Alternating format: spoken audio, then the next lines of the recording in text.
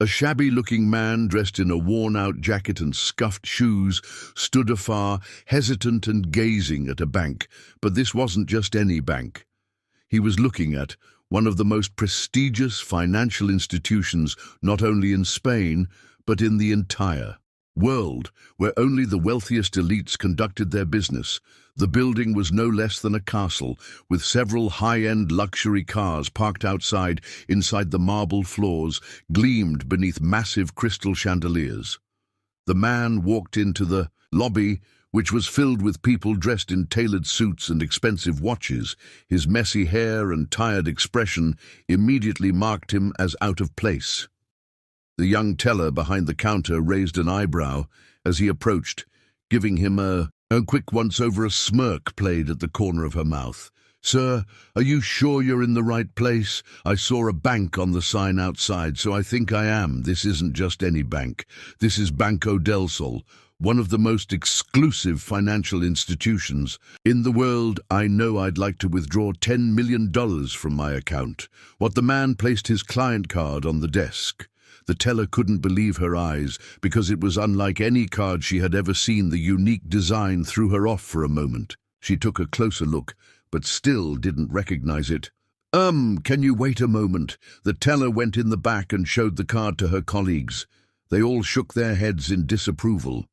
The teller smirked and looked at the man in disgust before calling for security. "We get people like you all the time trying to scam the bank."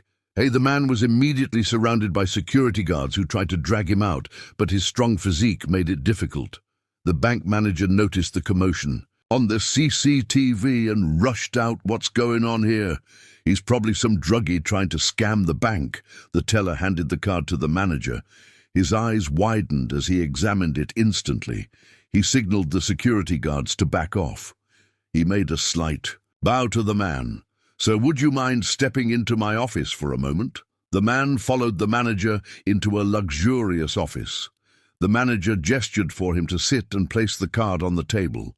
He opened his laptop and turned it toward the man. Please enter your password. I don't think I remember it now. I'm sure you stole it." The manager smirked and picked up the phone.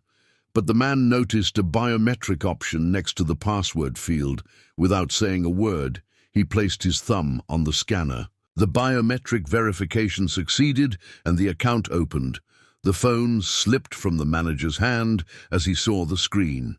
His eyes widened in shock as the account information loaded. The account held a staggering amount of wealth, far beyond anything the bank had ever handled. The amount of the net worth displayed took the manager's breath away, and his face turned pale. I'm so sorry, sir. Please forgive the misunderstanding. I had no idea who you were." The manager stood, looked at the man, and bowed slightly in front of the man. "If there's anything you need, sir, anything at all, please don't hesitate to contact me directly.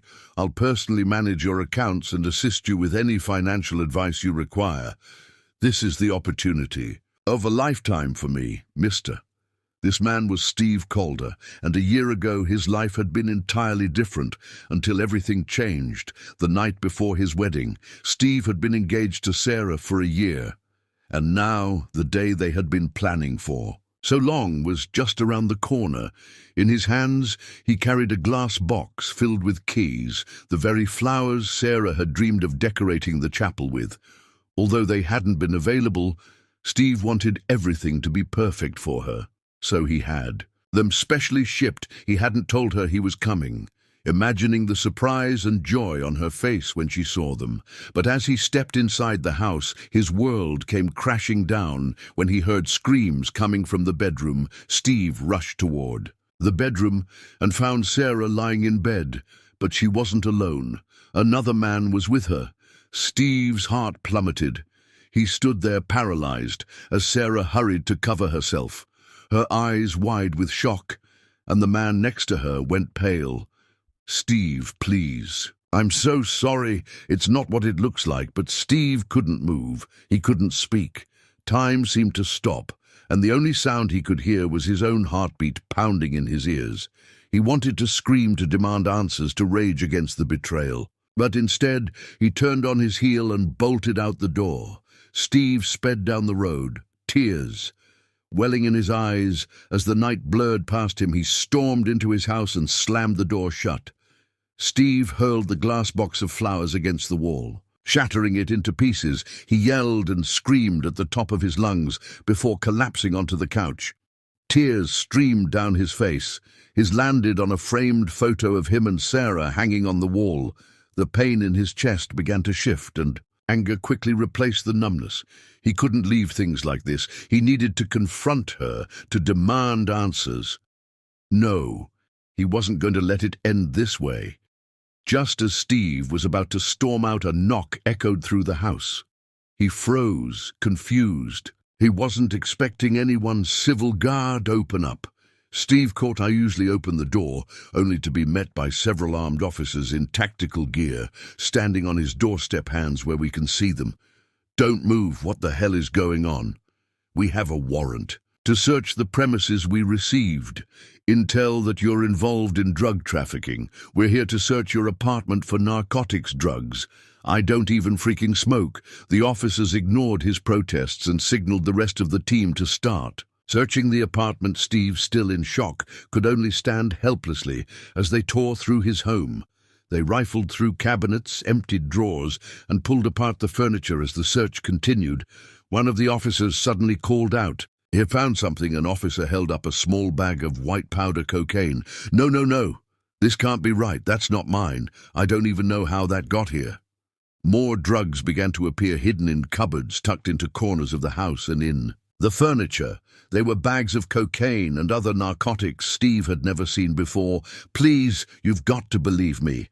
Mr. Calder, you are under arrest for drug trafficking. You have the right to remain silent. Anything you say can be used against you in court. You have the right to an attorney. If you cannot afford one, one will be appointed to you.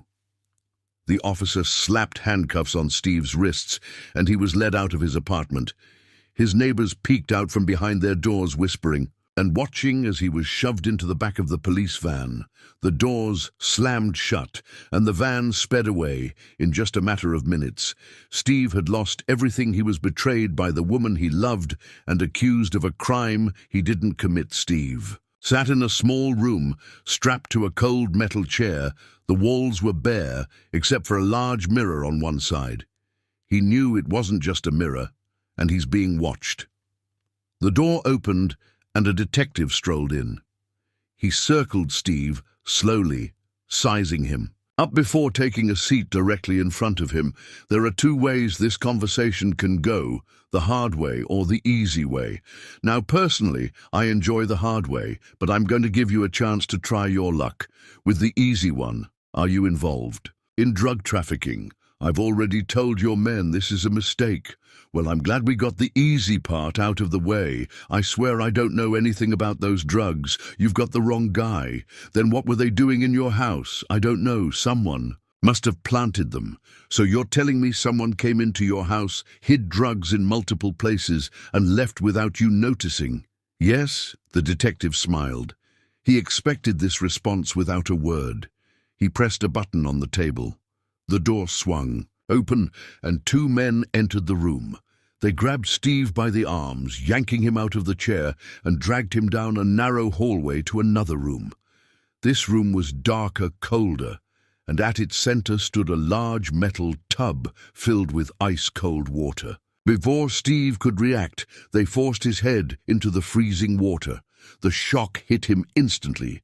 His chest tightened, and he struggled against the firm grip of the officers, gasping for air. His lungs burned as he fought the urge to breathe, and just when he felt he couldn't hold on any longer, they yanked him up. Steve sputtered and coughed, water dripping from his face as he gulped in air. The detective stood calmly nearby, watching and smiling. "Who are you working for?" "No one." They plunged his head into the water again, this time, holding him down longer. The icy water numbed his skin, and he screamed for oxygen.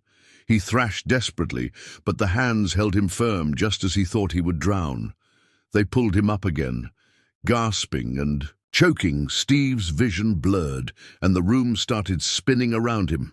"I don't think you understand how this works." "Steve?" They dragged him back to the original interrogation room and threw him onto the cold, hard floor before Steve could catch his breath. The officers started beating him. Each punch sent jolts of pain through his body, and his vision darkened with every hit.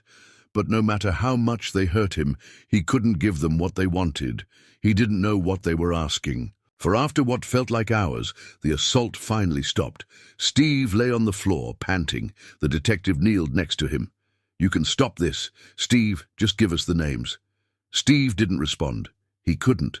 His body was battered and broken. "Let's see how tough you are." Steve is thrown into a cell the next morning. The torture repeated itself day after day. The same routine beatings, ice water, and suffocating pain. Steve barely recognized his own face in the mirror anymore.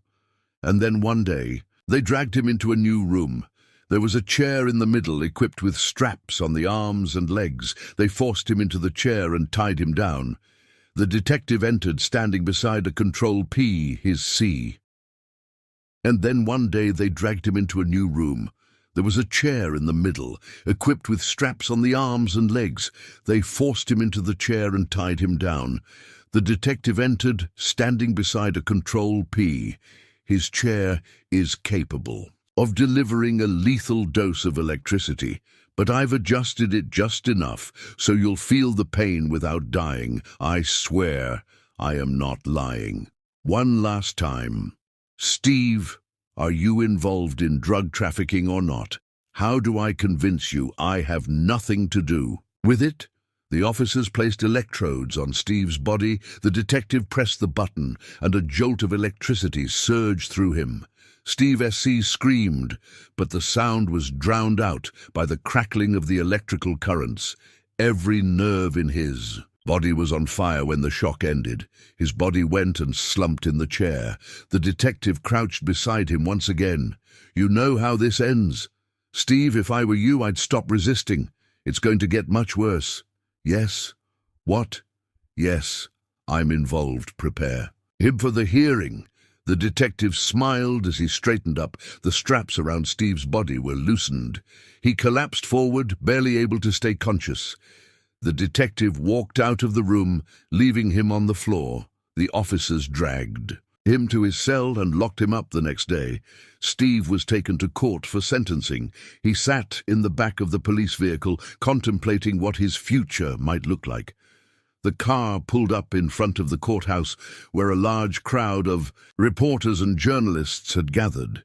The officers pulled Steve out of the vehicle and led him through the throng of people into the courthouse. Cameras flashed, and voices called out, but Steve barely noticed. He was escorted down long hallways. Until they reached the courtroom, prosecutors sat at one table flipping through files, while Steve's court-appointed lawyer sat quietly at the other. The detective who had interrogated Steve stood near the prosecutor's desk. Steve was led to the defendant's stand, his heart pounding. "All rise." The judge entered the room. She ascended to the bench and took her seat. The prosecutor rose first to lay out the case against Steve.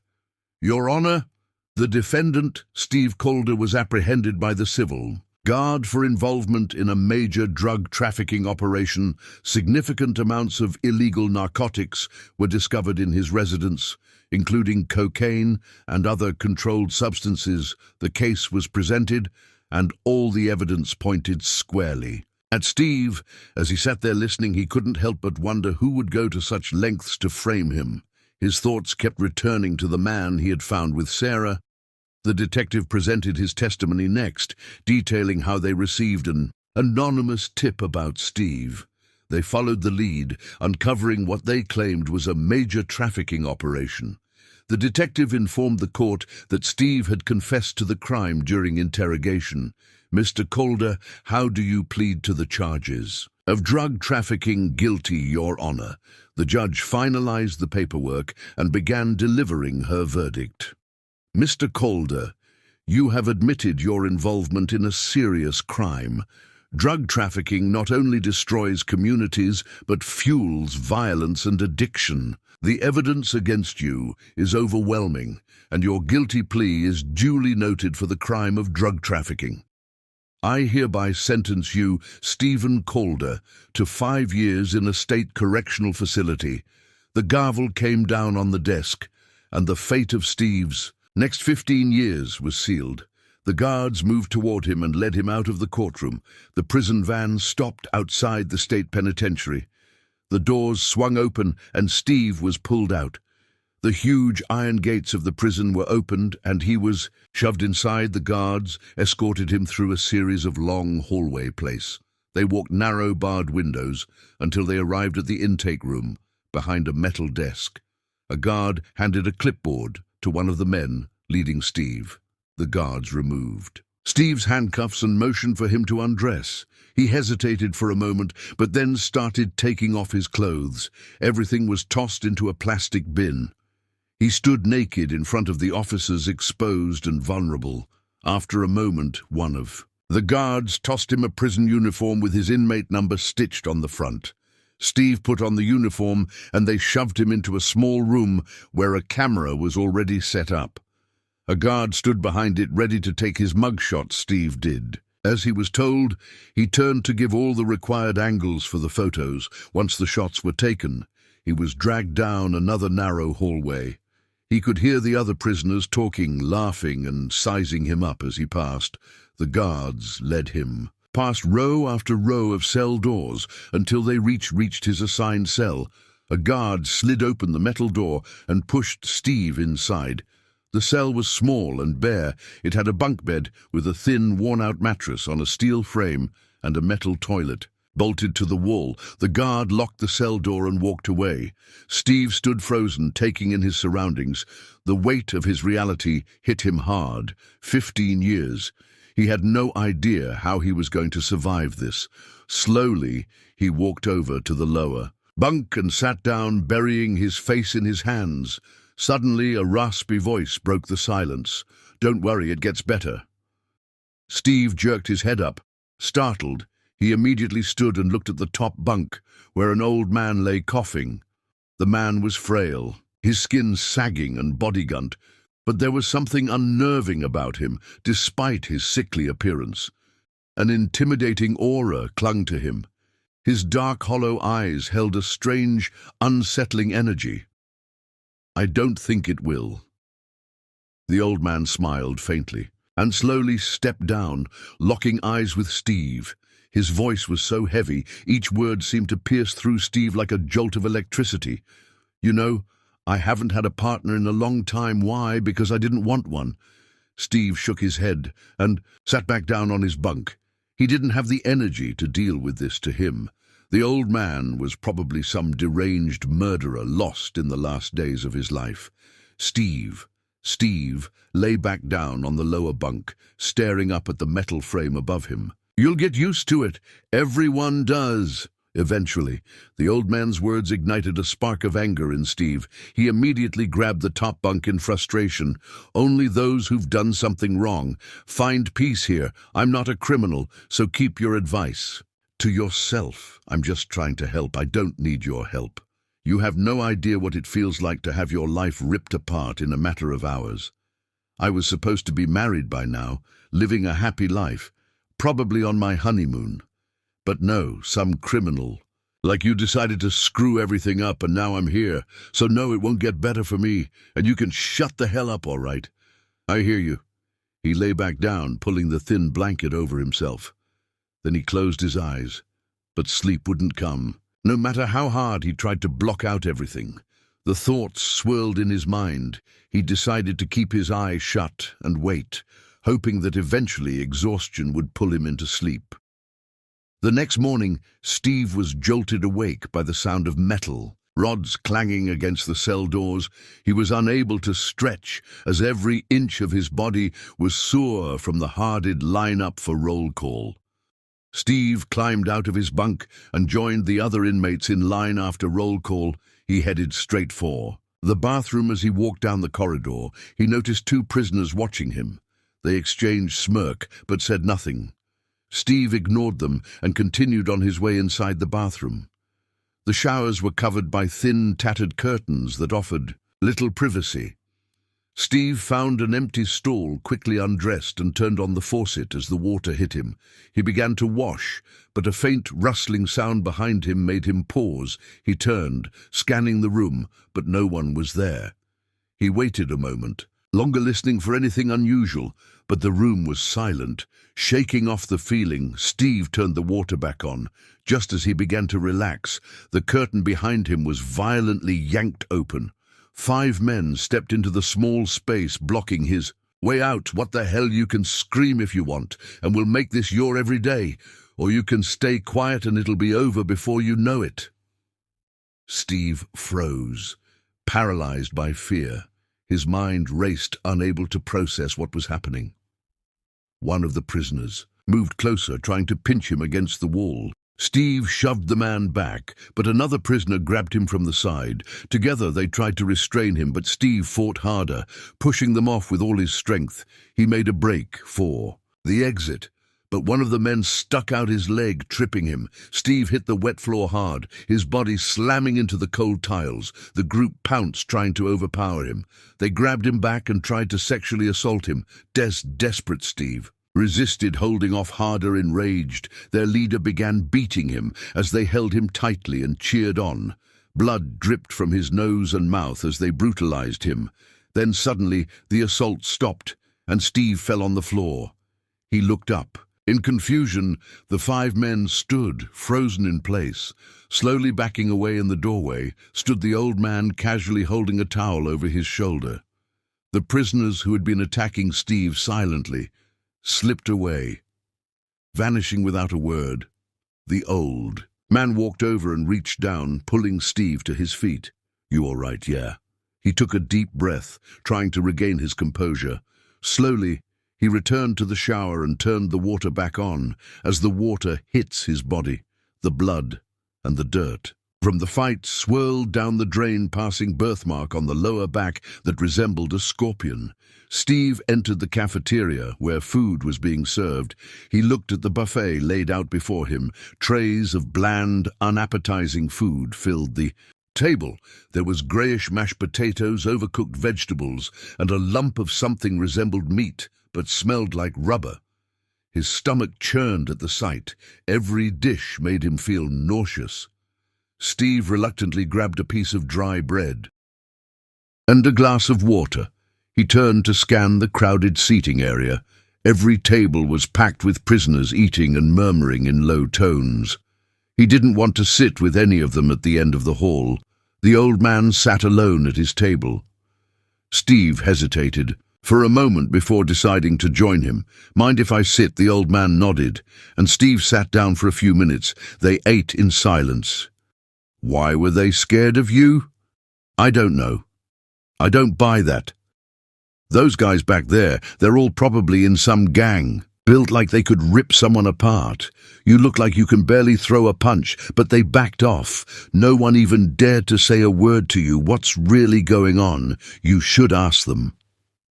Steve shook his head, focusing on his food without responding. "I saw a scar on your back. Doesn't look like you lived a peaceful life out there. It's a birthmark, my mother said.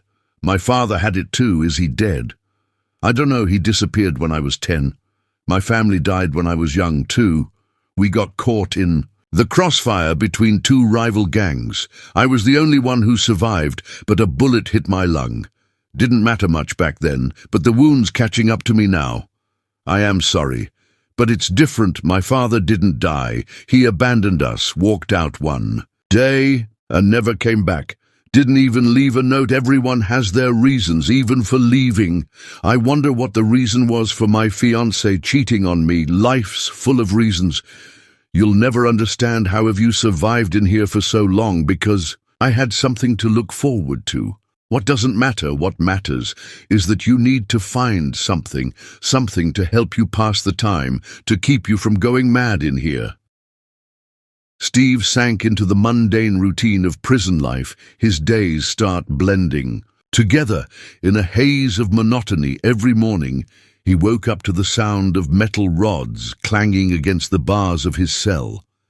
He would stumble out of bed shower in the dimly lit bathroom and head to the mess hall for breakfast the rest of the day. was a cycle of doing chores around the prison, scrubbing floors, cleaning hallways, and folding laundry. But as soon as his duties were done, Steve would head straight for the gym. It became his safe space, the one place where he could channel the burning vengeance that developed inside him in his cell. Steve had created a calendar on the wall by scratching small marks into the concrete.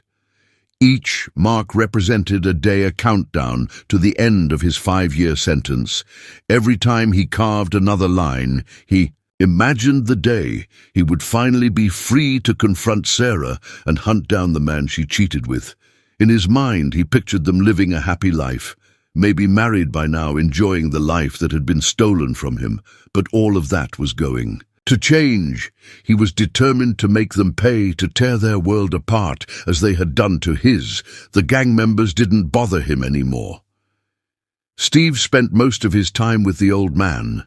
The old man helped work out, giving him tips and pushing him harder each day. Slowly, Steve's body began to transform. The months passed, and Steve's once lean frame became bulkier, more muscular.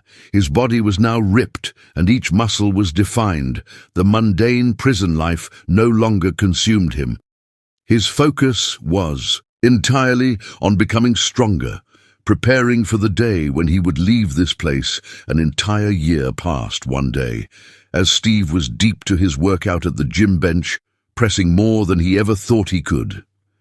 A year ago, a guard approached him. "Hey, Steve," set the barbell down and sat up. "Yeah, you've got a visitor who don't know, but they're waiting in the visitor's room. Let's go." Steve stood up, wiping the sweat from his forehead, and followed the guard out of the gym. Steve walked into the visitor's room. As he approached the glass panel, his breath caught in his throat and a flood of emotions hit him. He froze